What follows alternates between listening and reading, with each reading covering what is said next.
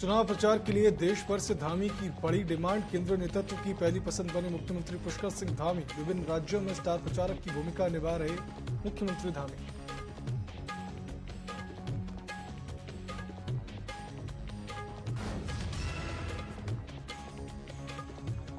उत्तराखंड में निकाय चुनाव को लेकर सरगर्मियां तेज हो गई हैं। 102 नगर निकायों में से 99 निकायों में होते हैं चुनाव। पहले वोटर लिस्ट में नामों में गलतियां होने की मिल रही शिकायत।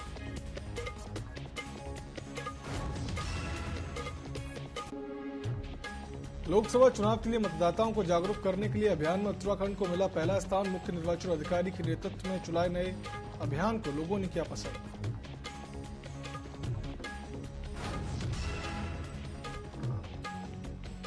चारधाम यात्रा को लेकर स्वास्थ्य विभाग पूरी तरह अलर्ट मोड पर। विभाग ने जारी की 11 भाषाओं में एसओपी। अन्य राज्यों के स्वास्थ्य सचिवों से भी संपर्क कर साझा किया गया एसओपी।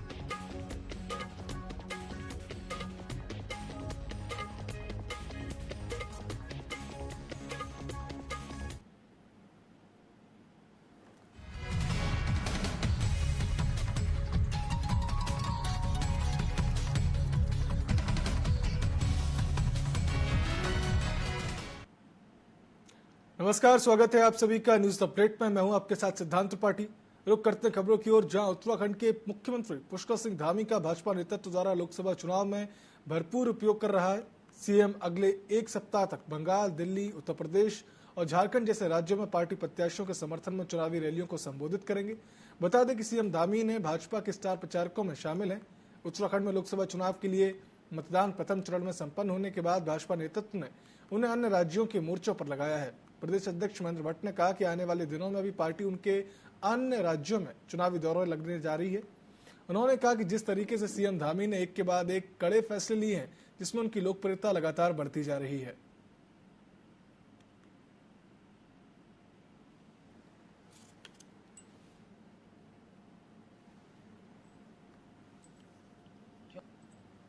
यहाँ पर नेतृत्व करने वाला व्यक्ति की सभी राज्यों में प्रशंसा होती है और पुष्कर सिंह धामी जी ने इस बीच में जो ऐतिहासिक और क्रांतिकारी कार्य किए हैं उसकी गूंज पूरे देश के अंदर है।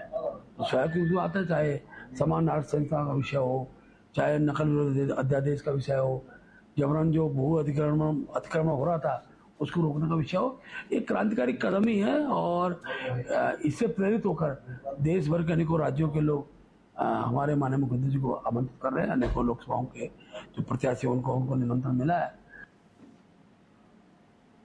कांग्रेस नेता हरक सिंह रावत ने एक बार फिर पाखरो टाइगर सफारी मामले में बड़ा बयान दिया। हरक सिंह रावत ने कहा कि पाखरो सफारी मामले में उनकी जांच नहीं हो रही है, बल्कि जांच पाखरो रेंज पे हुए निर्माण कार्यों की हो रही है। उन्होंने कहा कि मामले में जब सीबीआई मेरे पास आएगी तो वो दिन बहुत लोगों के लिए काला दिन साबित होगा। पूर्व सीएम हरीश रावत ने बयान पर पलटवार करते हुए कहा कि जिस पल ज्ञान आ जाए उसी पल सवेरा। यदि हरक सिंह रावत के पास काले चिट्टे हैं तो उन्हें जरूर उन चिट्टों को खोलना चाहिए। हरक सिंह रावत को डर है कि किसका, उन्हें निर्भीकता से उन चिट्टों को खोल देना चाहिए।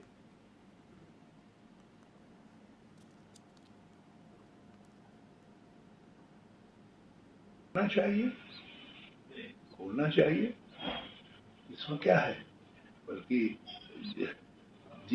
जिस पल ज्ञान आ जाए उस पल सवेरा। यदि आपके मन में भावना आ रही है कि नहीं कुछ काले चिट्टे हैं तो काले चिट्टे खोलना चाहिए, निर्भीकता से खोलना चाहिए। उत्तराखंड राज्य सहित देश दुनिया में स्ट्रीट वेंडर्स को नई पहचान दिलाने के लिए 25 वर्षों से संघर्षरत संजय चोपड़ा का सम्मान किया गया। सामाजिक संगठनों के प्रतिनिधियों ने व्यापारी नेता संजय चोपड़ा का पुष्प गुच्छ के साथ जोरदार स्वागत किया। उनको सामाजिक रूप से आम उपभोक्ता और जन समस्याओं को लेकर किए गए उत्कृष्ट कार्यों पर अंतर्राष्ट्रीय उपभोक्ता कल्याण विचार संस्था ने सम्मानित किया।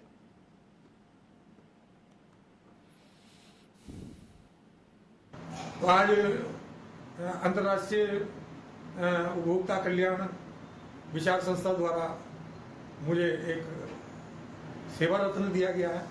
निश्चित रूप से मैं तमाम उन पदाधिकारियों का आभारी हूँ जिन्होंने एक विश्वास मुझ पर व्यक्त किया। और दूसरा, लगातार आप देखेंगे कि आज उत्तराखंड राज्य में उपभोक्ताओं की कोई संस्था न होने के कारण आज उपभोक्ताओं पर दोहरी मार पड़ रही है। लगातार बिजली के बिलों में इजाफा हो रहा है, पानी के बिलों में भी इजाफा हो रहा है और लगातार आप देखेंगे कि आम उपभोक्ता और व्यापारी में समन्वयक नहीं है। तो मैं कहना चाहता हूँ, इस संस्था से मैंने अनुरोध किया है कि आने वाले दिनों में उत्तराखंड के अंदर भी आप जो है इस संस्था का निर्माण करें, ताकि व्यापारी और आम उपभोक्ता का एक समन्वय स्थापित हो सके और भारत सरकार की और राज्य सरकारों की ये सरकारी जो भी योजना है, किस प्रकार की जो योजनाएं चल रही हैं, उस योजनाओं का लाभ किस प्रकार से हम उपभोक्ताओं को मिल सके और उनका उत्पीड़न न हो। रुड़की के कोटवाल आलमपुर से बसपा खेड़ी जाने वाले मार्ग पर 5 महीने पहले 2 किलोमीटर का सड़क बनवाया गया था। रुड़की लोक निर्माण विभाग ने इस निर्माण का पेमेंट भी ठेकेदार को कर दिया था, लेकिन सड़क की सही हालत होने के बाद भी पीएमजीएसवाई विभाग ने इस मार्ग को तोड़कर दोबारा निर्माण शुरू कर दिया। ग्रामीण इसका विरोध कर रहे हैं। ग्रामीणों का आरोप है कि अच्छी खासी सड़क को तोड़कर दोबारा बनाया जा रहा है, जबकि हाल ही में सड़क का निर्माण किया गया था।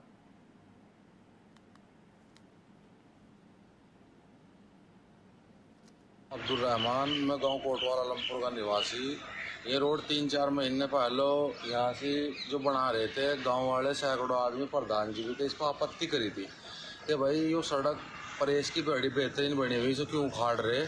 तो दोबारा उन्होंने इसे उखाड़ कर दोबारा फिर बना रहे, इस पैसे को, जनता के पैसे को बर्बाद कर रहे। गाँव में 3-4 जगह जरूरत हो, वहाँ से ये पैसा लगता है। इंगो डोगपुरी में पानी भरा पड़ा गोड्डो उंगो जोड़ की तरफ, शेरपुर की तरफ, जो सैंपर की तरफ जोड़ को जरूरत है इसकी सड़क की। रुद्रपुर में कोतवाली क्षेत्र के भुरा रानी में 2 पक्षों में विवाद हो गया। विवाद के दौरान एक पक्ष ने दूसरे पक्ष पर तमंचे से फायरिंग कर दी, जिसमें एक युवक बाल बचा। सूचना पर पहुंचकर रुद्रपुर पुलिस ने पूरे मामले की जांच शुरू कर दी है। दरअसल भुरा रानी में महिला मित्र पर अभद्र टिप्पणी करने को लेकर 2 पक्षों में विवाद हो गया था। एक पक्ष ने दूसरे पक्ष पर तमंचे से फायरिंग कर दी। रुद्रपुर के एसपी सिटी मनोज कत्याल ने बताया कि पूरे मामले की जांच की जा रही है। जांच के बाद आरोपी को गिरफ्तार किया जाएगा।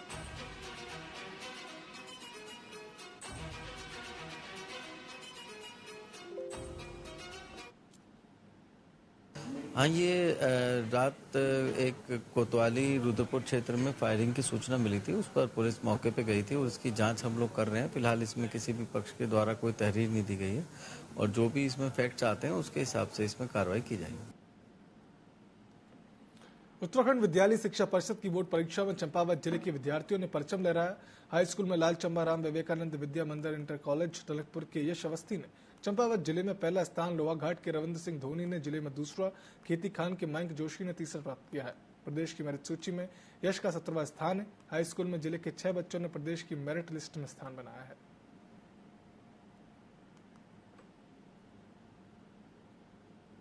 थे जिसमें से 1498 बच्चे परीक्षा में सम्मिलित हुए और 1373 बच्चे जो है हमारे इसमें उत्तीर्ण हुए हैं। उसी प्रकार से महिलाओं में फीमेल में 1466 बच्चे पंजीकृत थे, 1451 परीक्षा में अपीयर हुए और 1378 बच्चे पास हुए हैं। और इस प्रकार से ओवरऑल देखें तो हमारा 93.28% हमारा रिजल्ट है और जो पूरे स्टेट में दूसरे नंबर पर। उत्तराखंड की डोईवाला नदी पुल पर 2 पक्ष में जमकर मारपीट हो गई। मारपीट के दौरान एक युवक पुल से नीचे जा गिरा, जिसका वीडियो सोशल मीडिया में वायरल हो रहा है। वह युवक को मौके पर अस्पताल में भर्ती कराया गया, जहां उसकी हालत गंभीर बताई जा रही है। फिलहाल पुलिस मामले में संज्ञान लेकर जांच कर रही है।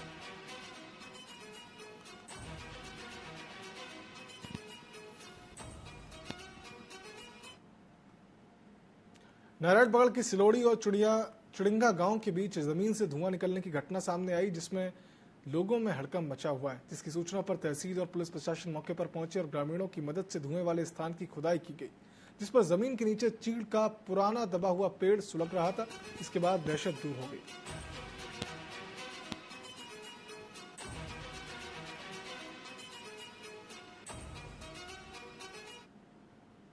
लकड़ी जो अंदर जल रही थी, जिसपे की जो है, जिसको हमारे यहाँ पे छिल्ला कहते हैं, उस पे जो है अंदर जो है उस पर धुआं आ रहा है। तो इससे जो है प्रशासन बड़ा मुस्तैद रहा कि हमारी कॉल करने पर जो है प्रशासन पूरा यहाँ पे लाओ लश्कर के साथ पहुँचा। स्थानीय लोग भी यहाँ पे आए और सभी लोगों ने जो है अभी जब देखा तो यहाँ पे कोई जो है इस प्रकार का वो नहीं, हमें तो बड़ा वो हो गया था कि कहीं जो है ये कोई अनहोनी ना हो। धुआं निकल रहा है काफ़ी मात्रा में, जिससे कि मेरे द्वारा अपने उच्च अधिकारियों को भी सूचना दी गई। उनके निर्देश में हम यहाँ पे आए हैं। जनप्रतिनिधि ब्लॉक प्रमुख साहब भी यहाँ पर पहुँचे हुए हैं। तो देखा कि जो धुआं निकल रहा है वो मिट्टी के नीचे और पेड़ दबा हुआ था और उस पर आग सुलग रही थी, और जिससे कि ग्रामीणों के सहयोग से, सभी के सहयोग से उसको जो है निस्तारण कर दिया गया।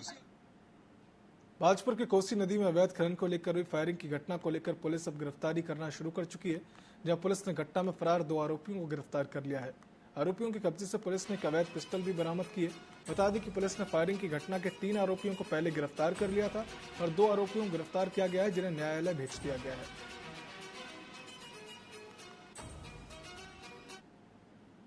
चार को बन्ना खेड़ा बाजपुर क्षेत्र में एक फायरिंग की घटना हुई थी, जिसमें वरिष्ठ पुलिस अधीक्षक महोदय द्वारा एक टीम का गठन किया गया था। उक्त टीम द्वारा 3 अभियुक्तों को पूर्व में गिरफ्तार कर लिया गया था। आज 2 अभियुक्तों को और गिरफ्तार किया गया है, उनके खिलाफ आवश्यक कार्रवाई की जा रही है। एक 32 बोर पिस्टल अवैध बरामद हुआ है। दिनांक 28 रुड़की से युवक के साथ मारपीट का मामला सामने आया है। मारपीट का वीडियो सोशल मीडिया पर जमकर वायरल हो रहा है। मामला गंग नहर कोतवाली क्षेत्र के दुर्गा चौक का बताया जा रहा है, जहां पर एक युवक के साथ जमकर मारपीट की गई, जिसका वीडियो सीसीटीवी कैमरे में कैद हो गया। पुलिस ने दोनों पक्षों को कोतवाली बुलाया और मामले की जांच शुरू की है।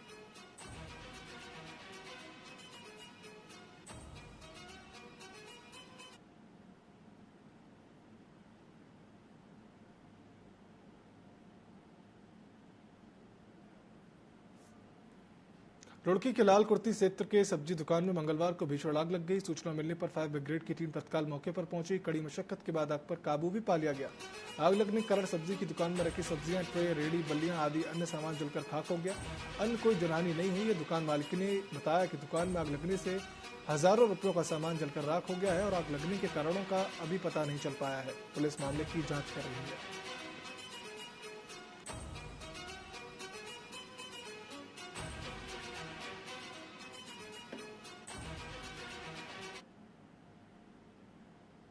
हल्द्वानी में तापमान बढ़ते ही पानी का संकट भी गहराने लगा है। गौला का जलस्तर कम होने से बैराज से मिलने वाले पानी कम जाता है, जिससे शहर के आखिरी छोर वाले घरों और ऊंचाई पर स्थित घरों में पर्याप्त पानी नहीं पहुंच पाता।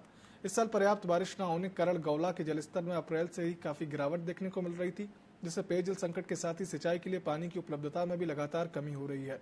वहीं जल संस्थान के अधिशासी अभियंता का कहना है कि पूरी तैयारी की गई है कि पानी के टैंकर, नलकूप जैसी व्यवस्थाएं दुरुस्त रखी जाए।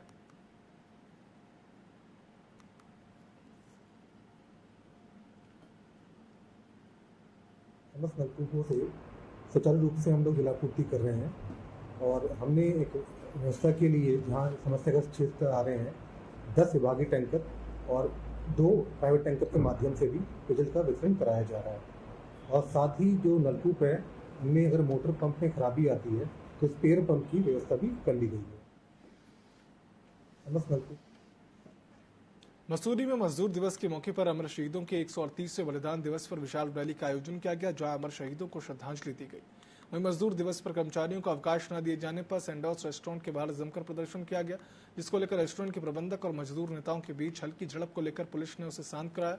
मजदूरों ने सरकार के सामने अपनी कई मांगे रखी और कहा कि उनकी मांगों को नहीं माना गया तो पूरे देश में सभी मजदूर संगठन लामबंद होंगे और सरकार के खिलाफ उग्र प्रदर्शन करेंगे।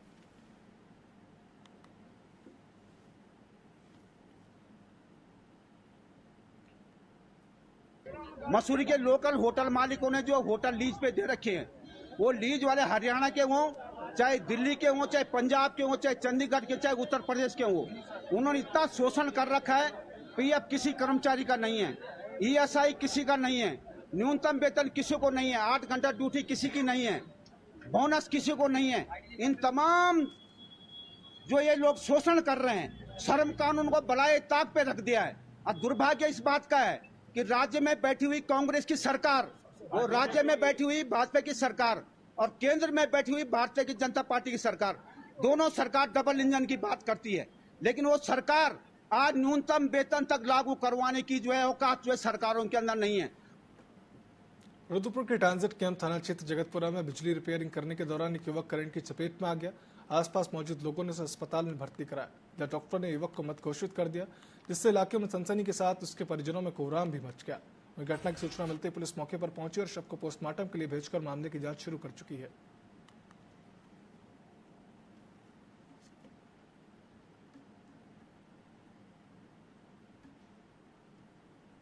से जीतू भाई कोमल प्रसाद के घर में इलेक्ट्रिसिटी का ऊर्जा का काम करने के लिए गए थे और परिस्थितियां ऐसी हो गई, विद्युत प्रवाह हो गया और विद्युत प्रवाह होने के दौरान उनकी मृत्यु हो गई। ये बहुत दुखद है। जिसके परिवार का जाता है उसको बहुत कष्ट होता है। आप देखिए कैसे लोग रो रहे हैं और तड़प तड़प के रो रहे हैं।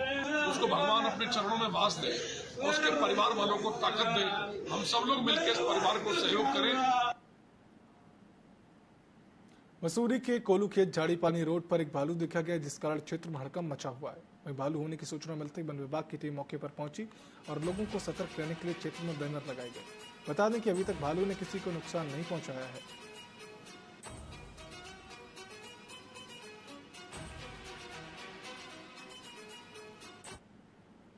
मसूरी के इलाके में भालू तो है ही, वो तो सभी जानते हैं, लेकिन इस समय कोलखेत के नजदीक देखा गया है। कल जैसे हमें सूचना मिली कि कोलखेत में भालू की शिकायत मिली तो मैंने स्टाफ बराबर पर उसमें निगरानी बनाने के लिए टीम गठित की है और हमने आज जगह जगह बैनर भी लगा दिए गए हैं कि भालू प्रभावित क्षेत्र है, सावधानी बरते, और वन विभाग इसमें अपनी तरफ से कोई कमी नहीं कर रहा। हल्द्वानी में हर वर्ष मानसून में फैलने वाली बीमारियों के चलते आम जनता को जूझना पड़ता है, जहां नगर निगम और स्वास्थ्य विभाग ने कमर कस ली है और शहर को बीमारियों मुक्त कराने के लिए प्लान तैयार कर लिया है। स्वास्थ्य विभाग की टीम ज्यादा संवेदनशील इलाकों पर विशेष नजर रख रही है। वहीं डेंगू और मलेरिया, टाइफाइड, डायरिया से फाइट करने के लिए टीमों को गठन कर दिया गया है और दवा का छिड़काव सहित सैंपल कलेक्शन के लिए आशाओं को प्रशिक्षण भी दे दिया गया है।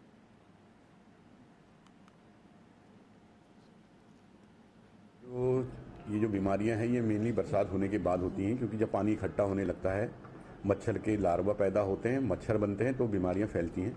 लेकिन हमारे द्वारा इसकी तैयारियां पहले से ही कर ली है। वर्तमान में भी हमारे द्वारा वार्ड 1 से और वार्ड 60 में मतलब एक रूटीन में हम फॉगिंग कर रहे हैं। जहाँ जहाँ से हमें शिकायत मिल रही है हम वहाँ पर ही फॉगिंग कर रहे हैं। लेकिन वर्तमान में अभी तक कोई भी ना तो डेंगू का कोई केस मिला है, ना कोई चिकुनगुनिया का मिला है। वर्तमान में हमारे समस्त नलकूपों से सुचारू रूप से हम लोग जलापूर्ति कर रहे हैं और हमने एक व्यवस्था के लिए जहाँ समस्याग्रस्त क्षेत्र आ रहे हैं 10 विभागीय टैंकर और 2 प्राइवेट टैंकर के माध्यम से भी पेयजल का वितरण कराया जा रहा है। और साथ ही जो नलकूप है उनमें अगर मोटर पंप में खराबी आती है तो स्पेयर पंप की व्यवस्था भी कर ली गई है।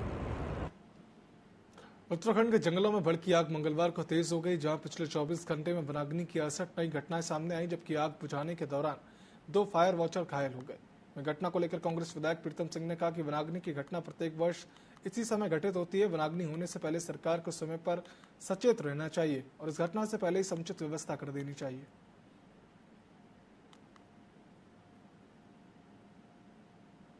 हर वर्ष जो है ये जो समय है वनाग्नि का समय होता है और सरकार को इस पर जो है गंभीरता से विचार करना चाहिए था और जब वनाग्नि की संभावनाएं होती है उससे पूर्व जो है सारी व्यवस्थाओं को चाक चौबंद कर देना चाहिए था।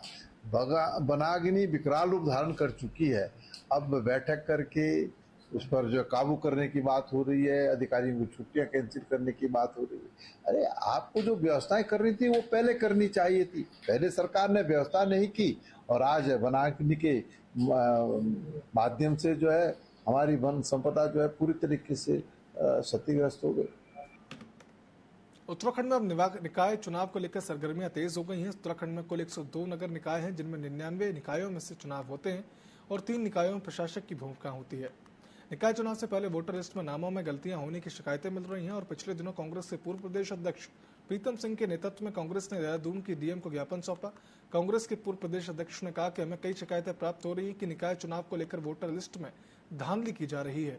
वहीं प्रदेश के कैबिनेट मंत्री गणेश जोशी ने कहा कि वोटर लिस्ट में जो कमियां और खामियां हैं उनको निर्वाचन आयोग की ओर से दुरुस्त किया जाएगा। शासन और सरकार का भी दायित्व बनता है और हमारा भी दायित्व बनता है कि समय समय पर जब वोटर लिस्ट प्रकाशित होती है और जब वो वोटर लिस्ट हमारे सम्मुख आती है तो उसमें जो अनियमितताएं होती है उस अनियमितता को दूर करने के लिए हम प्रशासन से कहें और मुझे लगता है कि आज हमने अपनी बात कही तदनुसार जो प्रशासन कार्रवाई करेगा और वोटर लिस्टों को जांच करने का काम करेगा, जो वोटर लिस्ट छूटे होंगे सम्मिलित करने का काम करेगा। देहरादून में चारधाम यात्रा की तैयारियों को लेकर प्रदेश के मुख्य सचिव और पर्यटन सचिव लगातार समीक्षा कर रहे हैं, जहां दोनों ने पिछले दिनों केदारनाथ का दौरा लिया और एक बार फिर से गुरुवार को केदारनाथ मौके पर पहुंचकर निर्माण कार्यों का निरीक्षण किया। इसके साथ ही आगामी दिनों में भी गंगोत्री और यमुनोत्री में भी जाकर स्थिति का वह जायजा लेंगे।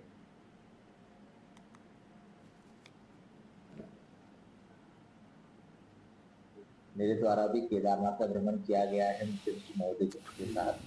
मुख्य सचिव महोदय के साथ में कल पुनः केदारनाथ और बद्रीनाथ जो अमल तैयारी है उसकी समीक्षा के लिए जा रहा हूँ। यहाँ तक नेशनल हाईवे की बात है, जो ऑर्बिटर रोड है उसका जो कार्य है वो चल रहा है और जहाँ पे आवश्यकता है तो हमारे पीडब्ल्यूडी विभाग का जो एनएच डिवीजन है और भारत सरकार का जो मॉड के अंतर्गत का जो अधिकारी है जो इसको देखते हैं उसमें काम कर रहे हैं। गुप्तकाशी व पूर्ण तक की जो सड़क है वो भी ठीक होगी। उत्तराखंड के 13 जिलों में 47 फायर स्टेशन है। फायर ब्रिगेड में कर्मचारियों की संख्या भी 50% कम है। अग्निशमन विभाग के ज्यादातर वाहन 15 साल की मियाद भी पूरी कर चुके हैं और ऐसे में अग्निशमन विभाग संसाधनों और कर्मचारियों के साथ वाहनों की कमी से जूझने को मजबूर है।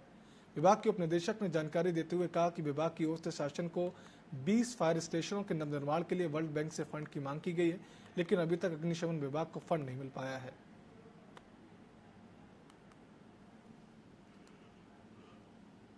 वर्तमान में हमारे यहाँ 72 वाटर टेंडर है, 48 टोटल फायर स्टेशन हैं हमारे, जिसमें 22 कुमाऊं में है और बाकी 26 के आसपास हमारे जो है गढ़वाल रीजन में है।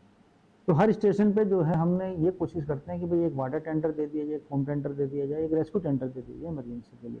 बड़े स्टेशन हैं वहाँ पे इस चीज़ को डबल कर दिया जाता है, बट उसमें विडम्बना ये है कि क्योंकि अब कुछ हमारे 45 के करीब ऐसे फायर टेंडर्स हैं जो 15 साल की जो है मियाद पूरी कर चुके हैं, उनकी समयावधि पूर्ण हो चुकी है। अब उसको रिप्लेसमेंट करने की नीड है, तो उसके रिप्लेसमेंट के लिए हमने कुछ विश्व बैंक पोषित यू प्रिपेयर प्रोजेक्ट के माध्यम से भी हमने कुछ उसमें वाहनों की क्विक रिस्पॉन्स व्हीकल्स की मांग की है पर्वतीय क्षेत्र।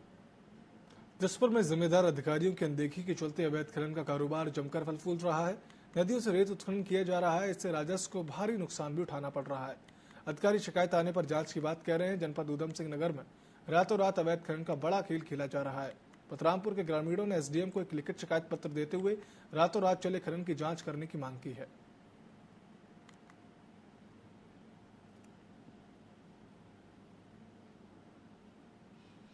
अवैध रूप से रात सूचना मिली है ग्रामवासियों द्वारा कि वहाँ मिट्टी का भरान और फलदार वृक्ष हैं जो वहाँ से काटे गए हैं। वहाँ कुछ सरकारी भूमि भी है जिसपे कुछ लोगों ने अवैध कब्जा कर रखा, उसमें भी भरान करा जा रहा है अवैध रूप से।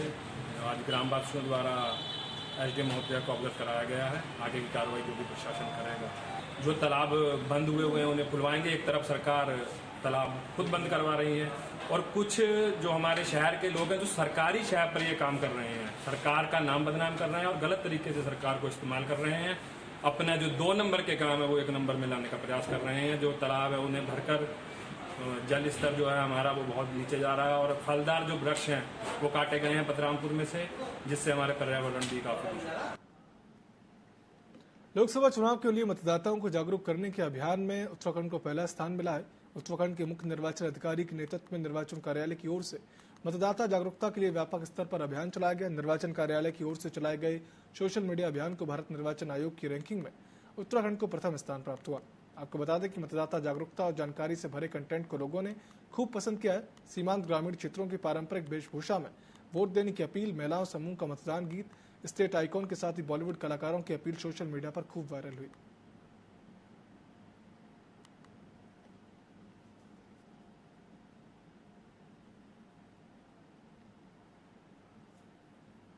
उत्तराखंड के मुख्यमंत्री पुष्कर सिंह धामी का भाजपा नेतृत्व ने इस लोकसभा चुनाव में भरपूर उपयोग कर रहा है। सीएम अगले 1 सप्ताह तक बंगाल, दिल्ली, उत्तर प्रदेश और झारखंड जैसे राज्यों में पार्टी प्रत्याशियों के समर्थन में चुनावी रैलियों को संबोधित करेंगे।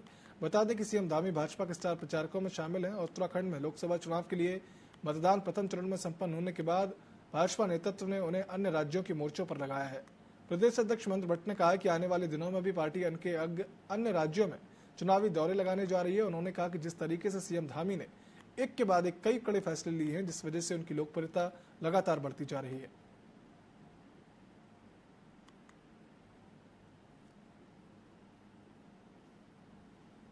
यहाँ पर नेतृत्व करने वाला व्यक्ति की सभी राज्यों में प्रशंसा होती है और पुष्कर धामी जी ने इस बीच में जो ऐतिहासिक और क्रांतिकारी कार्य किए हैं उसकी गूंज पूरे देश के अंदर है। तो शायद क्योंकि आता है, चाहे समान नागरिक संहिता का विषय हो, चाहे नकल विरोधी अध्यादेश का विषय हो, जबरन जो भू अतिक्रमण हो रहा। उत्तराखंड के राजकीय बालिका इंटर कॉलेज कालाडूंगी में नवीन प्रवेश उत्सव मनाया गया। इस दौरान कक्षा 6वीं और 9वीं में प्रवेश लेने वाली छात्राओं को पुरस्कृत किया गया। उत्तराखंड प्रभारी शिक्षा सचिव प्रवेश उत्सव पर मौजूद रहे। वहीं उन्होंने इस दौरान अभिभावकों को बच्चों का दाखिला सरकारी स्कूलों में कराने के लिए प्रेरित किया। वहीं उत्तराखंड शिक्षा विभाग द्वारा चलाई जा रही योजनाओं के बारे में जानकारी दी। वहीं खंड शिक्षा अधिकारी सत्यनारायण ने विद्यालय में इस बार भी सर्वाधिक प्रवेश पर प्रधानाचार्य को सम्मानित किया।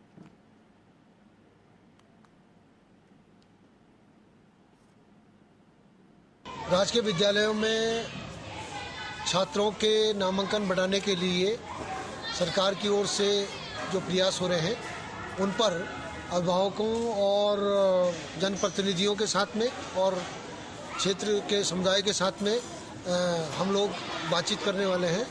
और अभी बातचीत भी हमारे अभिभावकों के साथ में हुई है। GGIC कालाडूंगी में क्योंकि बालिकाओं के प्रवेश हो रहे हैं और यहाँ पर छात्र संख्या बहुत ज़्यादा है, अभिभावकों में भी उत्साह है कि वे कार्यक्रम में आकर के इस क्षेत्र में बच्चों के प्रवेश कराएं। राजकीय विद्यालयों में छात्रों के नामांकन बढ़ाने के लिए राजकीय विद्यालयों में छात्रों के नामांकन। श्रीनगर के थलीसैंण थाना क्षेत्र हंस्यूड़ी गांव के पास झाड़ियों में लावारिस स्थिति में एक नवजात शिशु मिला है। वह ग्रामीणों ने शिशु को निकालकर पुलिस को सूचना दी। वहीं एक महिला ने शिशु को अपने घर ले जाकर उसे नहला धुलाकर साफ किया। इसके बाद शिशु को सामुदायिक स्वास्थ्य केंद्र थलीसैंण ले जाया गया, जहां स्वास्थ्य केंद्र के चिकित्सा ने बताया कि नवजात शिशु ठीक है और स्वास्थ्य केंद्र से नवजात शिशु को दी जाने वाली सारी सुविधाएं दी जा रही हैं।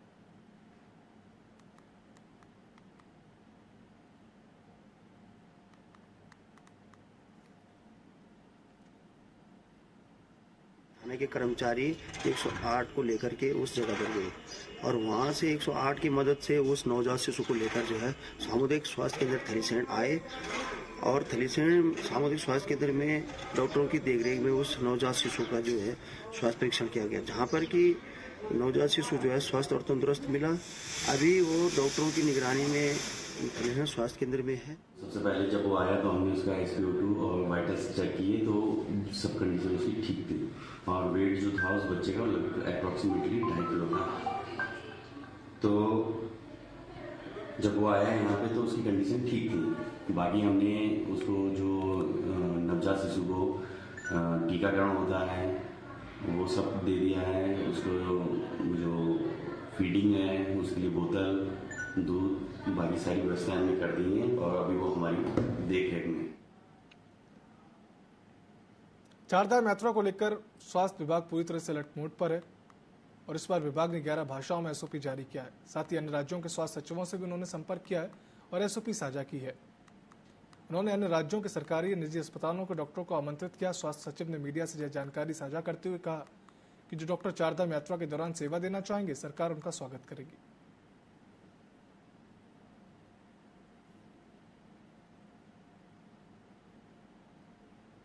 अब देखिए, चारधाम यात्रा के दृष्टिगत सबसे पहले तो हमने 11 भाषाओं में SOPs जारी कर दी हैं। इसमें हमने जो सेक्रेटरी हेल्थ एंड दूसरे स्टेट्स के उनके साथ भी हमने ये SOPs साझा की हैं और उनसे अनुरोध किया है कि इसको इन SOPs का ज़्यादा से ज़्यादा डिसमिनेशन किया जाए। और इस बार हमने 50+ के जितने भी यात्री हैं उनका भी हमने अनिवार्य तौर पे हेल्थ स्क्रीनिंग का मैंडेट रखा हुआ है। इसके अलावा बद्रीनाथ जी और केदारनाथ जी में जो हॉस्पिटल्स बन रहे हैं उसमें भी हम लोग इक्विपमेंट्स उपलब्ध करा रहे हैं और इक्विपमेंट्स आने अभी फिलहाल शुरू हो गए हैं। न्यूज अपडेट तो फिलहाल इतना ही। आप देखते रहिए TV 24। नमस्कार।